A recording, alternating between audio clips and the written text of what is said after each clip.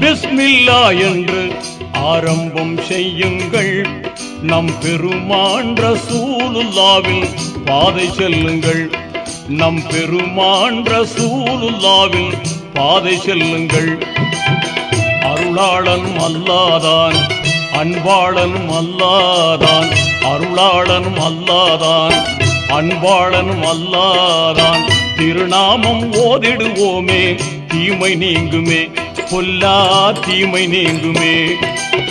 பிஸ்மில்லா என்று ஆரம்பம் செய்யுங்கள்.